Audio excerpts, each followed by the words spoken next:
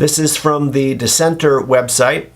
Here's an article covering the death of Charles Stanley. The headline says, Charles Stanley passes away at age 90. So I'm just going to read the article. It says, Dr. Charles Stanley, a well-known pastor and televangelist, passed away on April 18th, 2023 at the age of 90. He was the senior pastor of First Baptist Church of Atlanta, Georgia, and the president of In Touch Ministries, a Christian organization that produces radio and television programs, publishes books and magazines, and hosts conferences and seminars. Dr. Stanley was born September 25th, 1932 in Dry Fork, Virginia.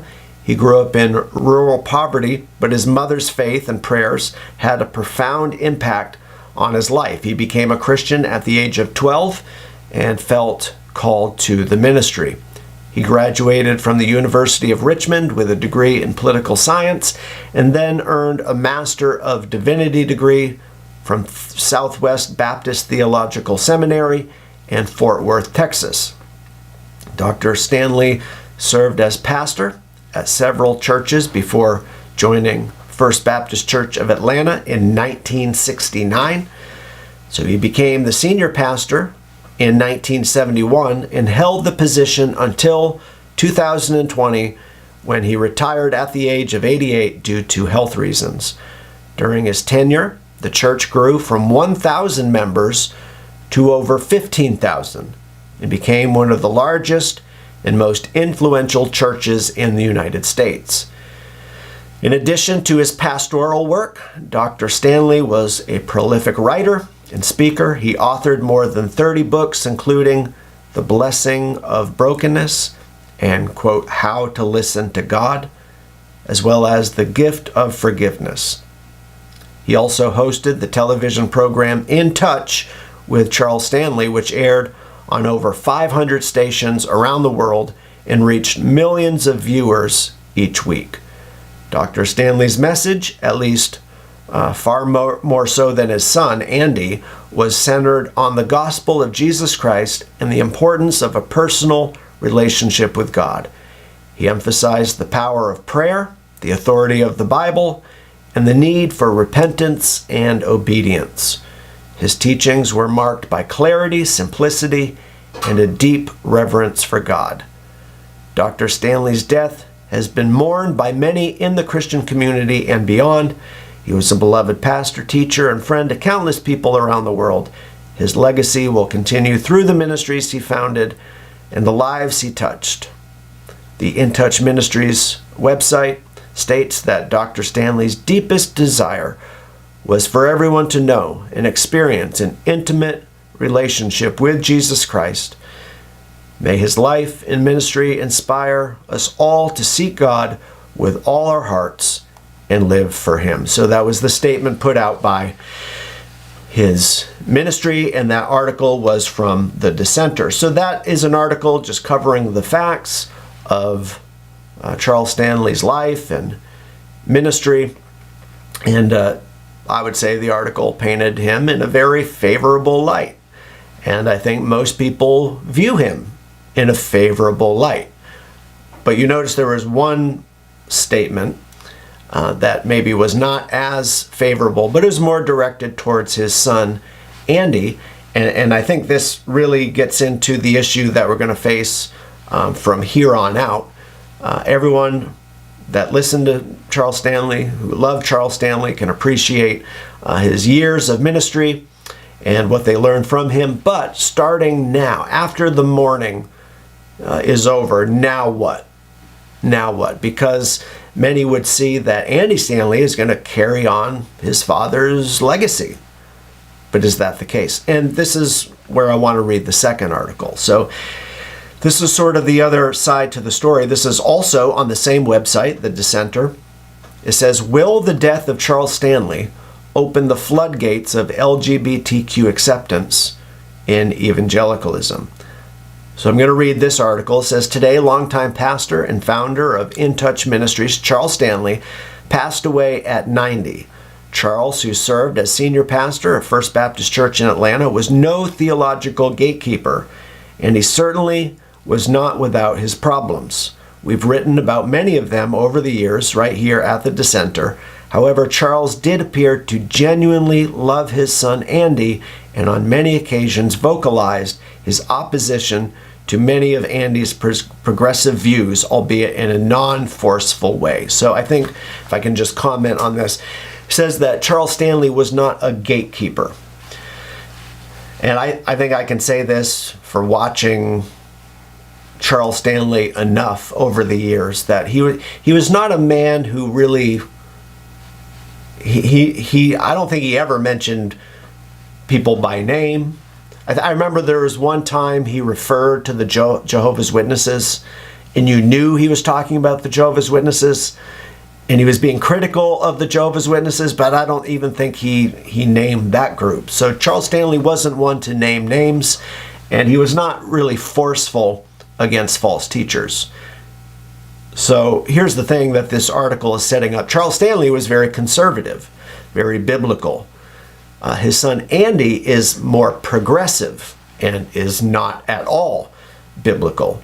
So the article is asking the question, now that Charles Stanley is gone, will that open the floodgates of, acceptance of gay marriage and everything into evangelicalism? Because I guess what's implied, and we'll read the rest of the article, but it's implied that Charles Stanley acted as some sort of restraint against his son. And now that Charles is gone, Andy is just going to come out full-blown with what he really thinks. So let's continue reading. Charles Stanley was conservative. The article says his son Andy is progressive, very progressive. If you followed us at all over the past several months, you're likely aware of just how progressive we've exposed him to be. His church, which is Northpoint Community Church, and his ministry that oversaw the many sister churches under the Northpoint umbrella, has become a gathering place for homosexuals despite the fact that it was not highly publicized.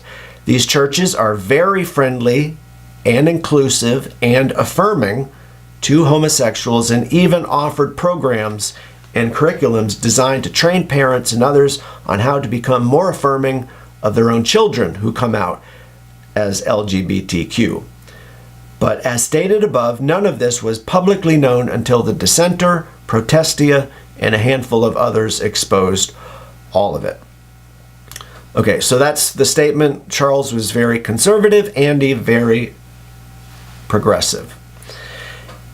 The article continues. It began when a video of Andy Stanley was published on Twitter saying that homosexuals who love Jesus have more faith than many straight Christians in his church. That video sparked a deep dive into his ministry, and what we uncovered was nothing short of shocking, even for Andy Stanley.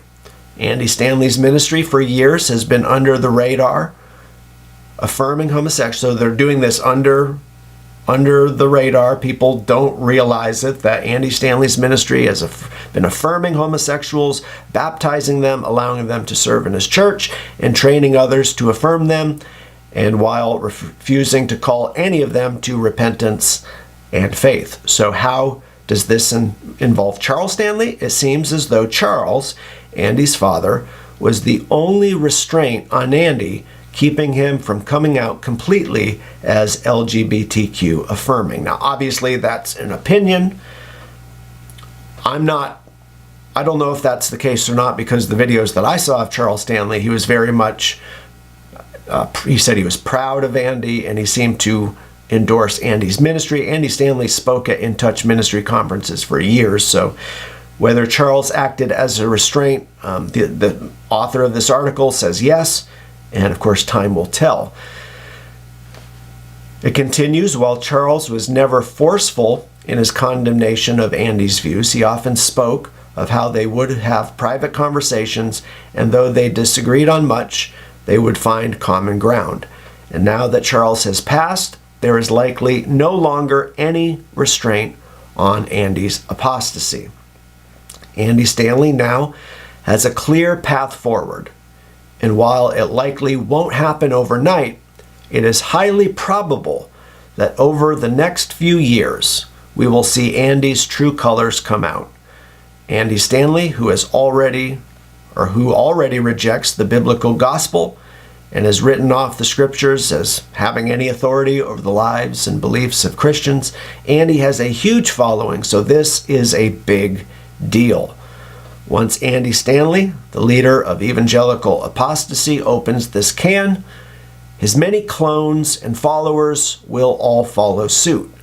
This would include people like Beth Moore, Russell Moore, the leadership at First Baptist Church Orlando, who has praised Andy Stanley as one of the greatest theologians of our time, and so many others. It's hard to believe they said that Andy Stanley is one of the greatest theologians of our time, but that's what the article says. I'm just reading it.